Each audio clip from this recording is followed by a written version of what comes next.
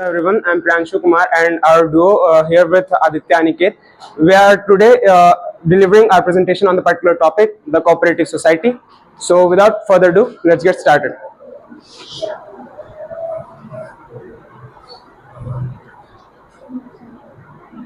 So we'll begin with the introduction itself. What exactly is cooperative society?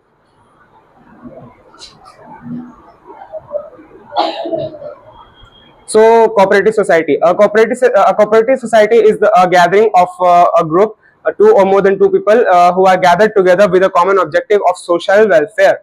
To make things further clear, it must be remembered that it is a type of a gathering, a community, a cooperative society, a firm that is not focused on profit maximization.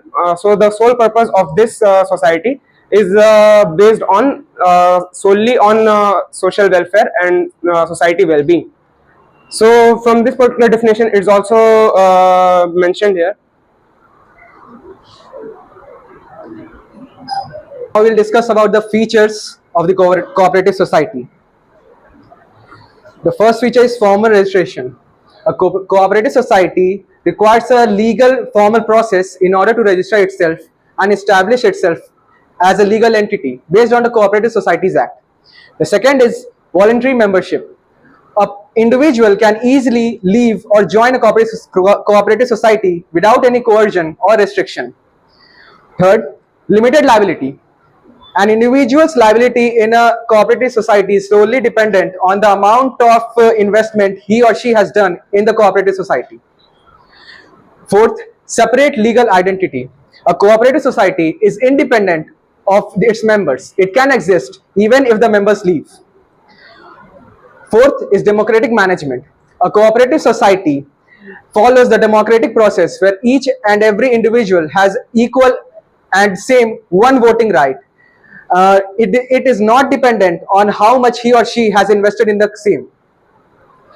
Fourth is the collective ownership. A cooperative society is collectively owned by the different members who are investing in the same. Fifth is collective profit share. As the cooperative society is collectively owned by the members, similarly the profit sharing is based on how much shareholding each member has. So now we'll proceed further and look after its merits. What exactly are advantages of a cooperative society? So firstly, there comes stability, stable existence. So that means in this particular segment, a cooperative society is independent of its members. That means even if one of the members leaves, or you can say dies or whatever, the company will still remain to exist. The company does not get influenced by the members itself, as it is being treated as an artificial person. The next merit is economies of scale. So we've all studied this particular thing in economics as well. When you purchase in bulk, you gain bargaining ability. So here also in cooperative society, the transactions are being made in bulk, in huge amount. So the cooperative society has power to bargain more.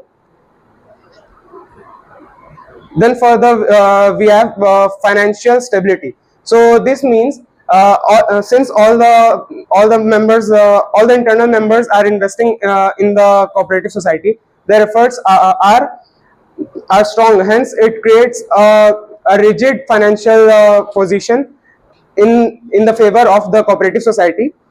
And that means the cooperative society does not need a third party in order to work. The members themselves invest in the cooperative society and enhances the financial condition of the cooperative society. Then we have social welfare, and as I said earlier, also in the definition of cooperative society, that its sole purpose is the well-being of the society, or the social purpose. So one of its merits is also social welfare. That means the well-being of the environment, the well-being of the people around them, the well-being of the society. It's not focused on the profit maximization. Then we have government support. So here we know that the government encourages these types of organizations. so they can grow further and develop the society as well. So here government provides them subsidies, reduce their taxes and provides them incentives, so the cooperative society can run smoothly with the help of government as well. Hence the government aids the cooperative society too. Now we have equality. So here it says that in in a cooperative society, every member, despite of holding different percentage of shares of the cooperative society, that means even if one of the members having more shares, more investment in the cooperative society than the other, they'll still be treated as equal. That means a guy holding 90% of the 90% of the shares of cooperative society will still get the same amount of votes that the 10% guy will. That means every person here is treated equally. All of them have one vote only. And finally, we have ease of formation. So ease of formation basically means easy to form. That means a cooperative society gets fund from the government as well, and also it's not very complicated to form. Just run along the acts, and the formation of a cooperative society will be made.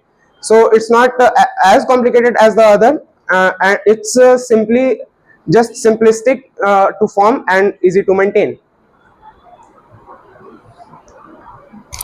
For the demerits of cooperative society. The first one is limited resources. Even when the cooperative society gains its resources from its members, but it cannot compete with the for-profit businesses because they have a vast resource source, and also they are more profit oriented, hence they acquire more. Second is inefficient management. The cooperative society follows the democratic process of decision making, which is quite slow, and often at times the management, which is the part of the cooperative society, is not as efficient when compared to other third party companies. Fourth is motivational issues. As in a cooperative society, the ability to gain and the things at stake is less. One loses less and one gains less. Hence, the prioritization to a cooperative society is also less. Similarly, now we'll deal about an example to better understand the working of a cooperative society in real life. Amul follows a basic three-tier cooperative society plan, in which the first is Village Dairy Cooperative Society. It has the basic function to procure milk from the farmers and then do the primary processing. Second is the district milk unions. It collects the milk from the village dairy cooperative societies and distributes it for further processing and for further improvement. Third is Gujarat Cooperative Milk Marketing Federation. It is the apex body which handles the marketing, branding, and the export and import of Amul products across the globe. The development of Amul and the rise of Amul can be easily said and is also based on good leadership, on thinking about the future, on giving farmers correct remuneration and giving them support, providing fair prices, good quality products, and they also had an apex role during the White Revolution when Amul was the only company which helped making India a better and a flourished country in dairy production. So in this particular presentation, we tried to explain what exactly is a cooperative society, what are its features, what are its merits and demerits. So that was all from our side. Hope you all understand it. Thank you so much.